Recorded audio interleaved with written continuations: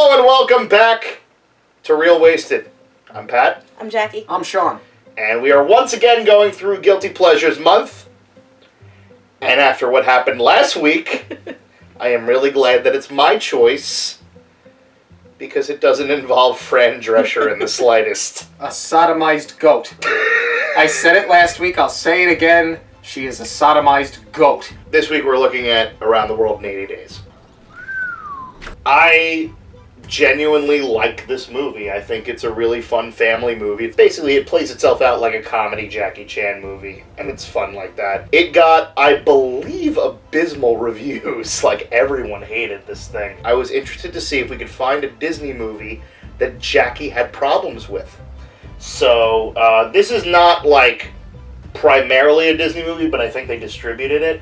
Okay. So it kind of counts, but I'm still willing to see if this kind of fits the wheelhouse. So far, I've never met a Disney movie I haven't liked.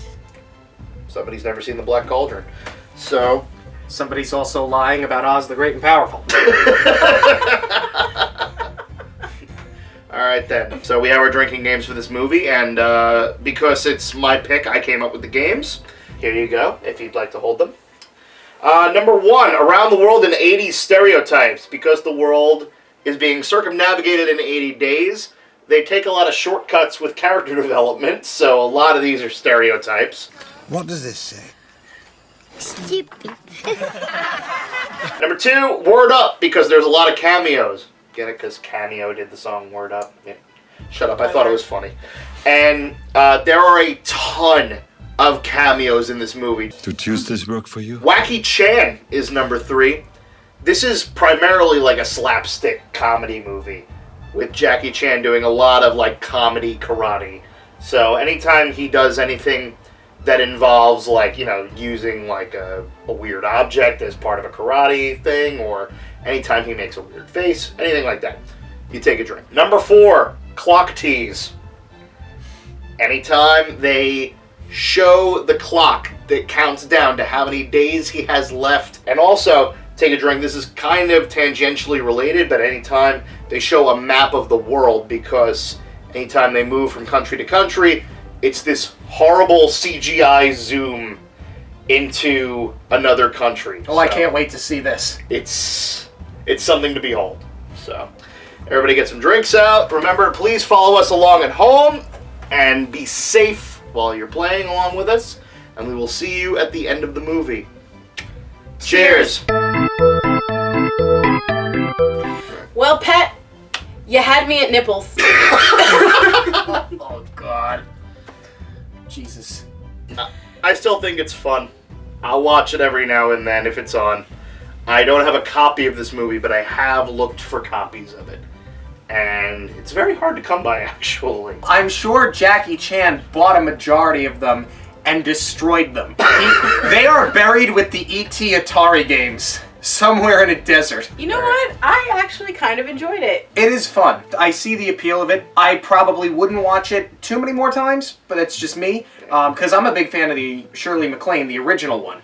And this sort of plays into the rule of you really don't want to remake a film that won Best Picture at the Academy Awards. And if you're going to do it, you've got to knock it out of the park. Or you could just do what they did and just pack it full of cameos and random slapstick and British people being Britishy as hell. The beginning of that movie... Business, merchant, trade, stock agreements. A wager. If you cannot, you must never invent again. Someone is challenged to travel the world in 80 days. They go from country to country to country, and they try and beat the clock to get there in time, and they always do. I'd like one version where they don't. Where are they now? When they have the opening credits, I turned to Pat and I said to him, this is like an introduction to a PlayStation 1 game.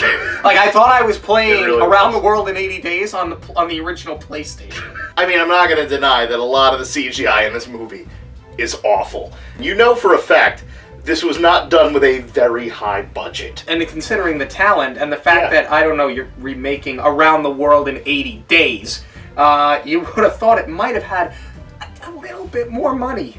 Just a little bit more money. From Disney alone. If you're going to remake a movie, that's considered a classic where there is a certain standard that's been set.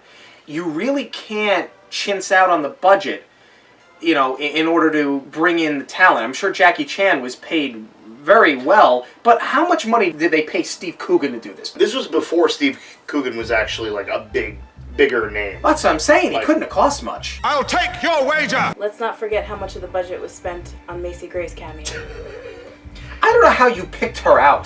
That was amazing, actually. She looks like a man, and I was kind of like, is that a man or a woman? Oh, it's Macy Gray. That was like a man. literally my thought process. And I wasn't 100% sure if it was her, but then she opened her mouth to speak, and I was like, yeah, no, Well, don't make that mistake. there's a ton of people in this movie who just show up for a paycheck and leave. John Cleese and Will Forte, just out of goddamn nowhere. Arnold Schwarzenegger as Prince Happy, which... Amazing. That's the role he was born to play.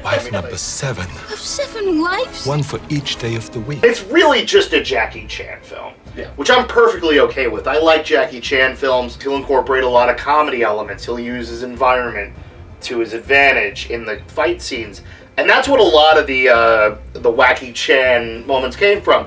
And a lot of it you had to kind of decipher whether or not it was funny or just really cool to watch. I like Jackie Chan in it because you touched on, you know, he does the comedic element. Yeah. I love Rush Hour. In fact, I think about half the movie was me screaming, Kata! Kata! because that's, he plays it the same exact way, Yeah. but he does it well. Yeah, he can do it very tongue-in-cheek. Watch out on the right. Oh, no, my right.